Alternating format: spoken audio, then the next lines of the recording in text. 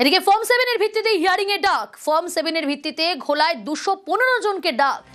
BD অফিসের সামনে বিক্ষোভ ভোটারদের। 215 জন ভারতীয় নয় বলেই দাবি করে ফর্ম 7। বৈধ নথি থাকা সত্ত্বেও হয়রানির অভিযোগ। 2002 এ নাম থাকলেও হিয়ারিং এর ডাক। পাসপোর্ট সহ বৈধ নথিও আছে বলে দাবি।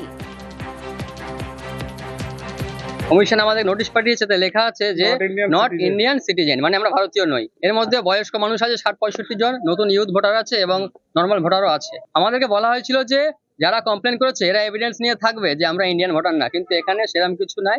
এখানে আমরাই শুধু আছি, কমপ্লেন হোল্ডার এখানে নেই। এখন আমাদের প্রশ্ন এই যে যারা বিজেপির দালালি করছে, যারা বিজেপি নেতা, এরা সংখ্যালঘু মানুষ বেছে বেছে পশ্চিমবঙ্গে এরকম বহু বুথে বহু জায়গায় ফর্ম সেন্টারে মানুষকে হয়রানি করছে। চিন্তায় পড়ে গেছে, আমাদের ঘুম হচ্ছে না। যেভাবে বারংবার যে হিয়ারিং হচ্ছে, আমাদের নামে দেখা হচ্ছে, এটা একদম অস্বস্তিকর জিনিস। এটা আমরা মেনে নিতে পারছি না। নির্বাচন কমিশন এখন শুভেন্দু অধিকারী হিসেবটা মেলাতে ব্যস্ত। বারবার বলছিল না 1.5 কোটি বাদ যাবে, 1.5 কোটি রোহিঙ্গা, 1.5 কোটি রোহিঙ্গা। সাধারণ মানুষকে শুধু হ্যারাস করছে। কোনো মানুষের যাতে কোনো ক্ষতি নয়, প্রকৃত ভোটার যাতে বাদ না যায়, সেটা আমরা দেখছি। ঘোলা থানার সাথে কথা বললাম, আমি আমার নেতৃত্বের সাথে কথা বলবো। আগামী দিনে যাতে কোনো সাধারণ মানুষ এই হ্যারাসমেন্ট না হয়, তার জন্য সারাক্ষণ আমরা রাস্তায় আছি। দেখুন, এখানে অভিযোগ কিসের? ফর্ম 7-এ তারা ফিল আপ করছে অনুপ্রবেশকারীদের নাম।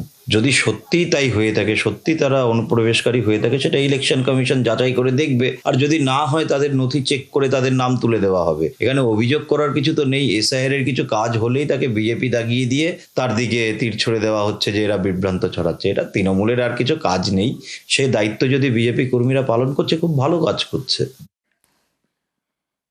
এদিকে হিয়ারিং এর শেষ দিনেও চরমে হয়রানি। মালদার এসআইআর শুনানি কেন্দ্রে ভোগান্তি। সদ্যজাতকে কোলে নিয়ে দীর্ঘক্ষণ লাইনে অপেক্ষা। কেউ 3 ঘন্টা, কেউ 4 ঘন্টা ধরে অপেক্ষায়। প্রায় 10 কিলোমিটার দূরে শুনানিতে যেতে দুর্ভোগ।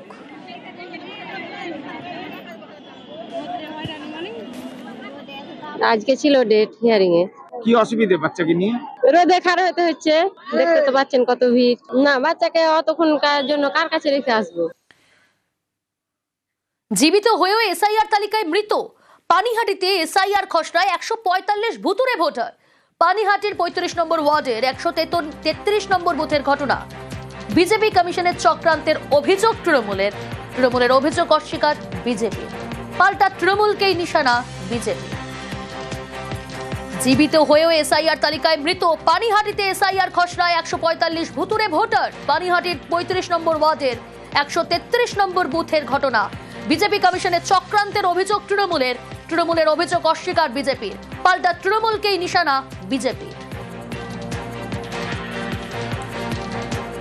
আমরা জীবিত আছি, কিন্তু আমাদের ভোটার লিস্টে এখন দেখছি আমরা মৃত, এবং আমরা এটা নিয়ে খুবই আতঙ্কিত আছি। শুধু আমি এখন নয়, আমাদের এলাকায়, মানে আমাদের পার্টে 133 নম্বর পার্ট, পানিহাটি মিউনিসিপ্যালিটি 35 নম্বর ওয়ার্ড, সেখানে প্রায় 145 জনকে এরকম মৃত ঘোষণা করা হয়েছে। ভোট কমিশনার যেটা করে, তিনি কিন্তু তথ্য না জেনে মানুষের এই লিস্টে সই করে দিল, এবং কারা করেছে তাদের তো শাস্তি আমরা অবশ্যই চাই।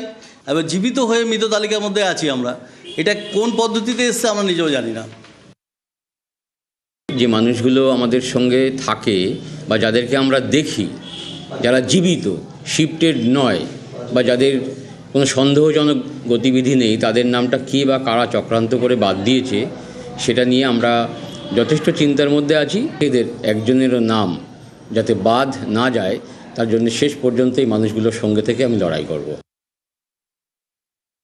যারা জীবিত রয়েছে তারা তাদের নথি নিয়ে গিয়ে জমা দিলেই তো তাদের নাম উঠে যাবে।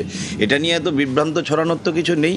বিএলওটা তো কোনো ভগবান নয় বা কোনো মেশিনও নয়। সব কিছুতেই ভুল হয়, ভুল হয়েছে, ভুলটা সংশোধন করার সময় রয়েছে। তৃণমূল সরকারের প্রত্যেকটা কাউন্সিলর থেকে শুরু করে বিধায়করা বুঝে গেছে যে সরকার আর ফিরে আসছে না। তারা আমাদের সাথে প্রতিনিয়ত যোগাযোগও রাখছে।